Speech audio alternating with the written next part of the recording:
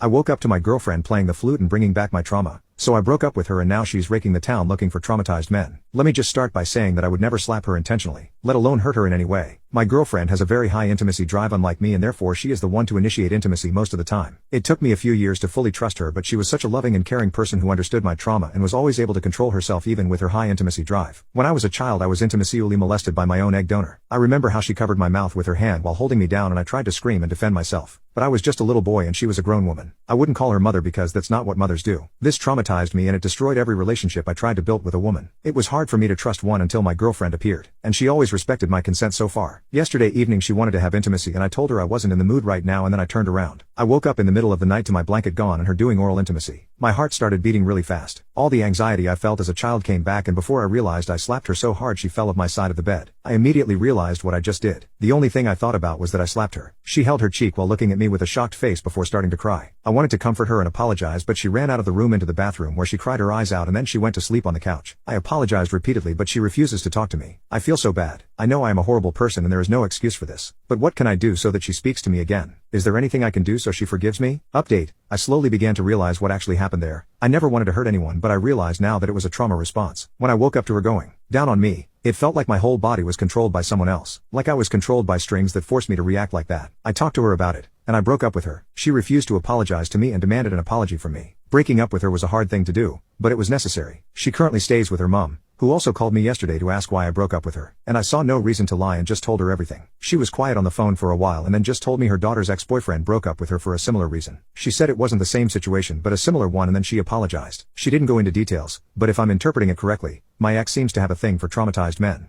But again, there is no evidence to support that claim. That's just how I would interpret this conversation with her mom. So what am I going to do now? Well, I'm going to therapy and probably won't enter a new relationship anytime soon. I focus on myself and I have to heal. No, I won't press charges because that would mean that I would have to deal with it in a negative way and put energy into it that I just don't have. Her mom is probably going to punish her anyway. Update 2. Well, apparently, my ex got reported by someone. The letter arrived today, and they need me as a witness. Probably another guy she felt needed to re-traumatize, or maybe even her ex. Who knows? It wouldn't be the first time. I'm not quite familiar with the details yet, but I think I'm ready. A few months ago, the wounds were fresh, and I had to put myself first. This is why I refused to report her myself. I explained back then that if I reported her then I would have been forced to deal with this again in a negative way and put energy into it that I just don't have. But now that I feel better, maybe I can get something close to justice. I think I'm going to do it. Final update. The last time I was called to court as a witness was when a man assuming one of her exes accused her of the same thing. I shared my story, and she was found guilty. Turned out that besides me there was another guy who was also called as a witness, and our stories had so much in common you wouldn't believe it. Interestingly enough, her mother wasn't even trying to defend her daughter. She just apologized to me again in person when we left the building. If you think my ex got the deserved punishment, well, I don't know about that. You decide for yourself if you think it's enough. She wasn't sent to jail. She was just given 6 months of community service. But if I'm honest with you,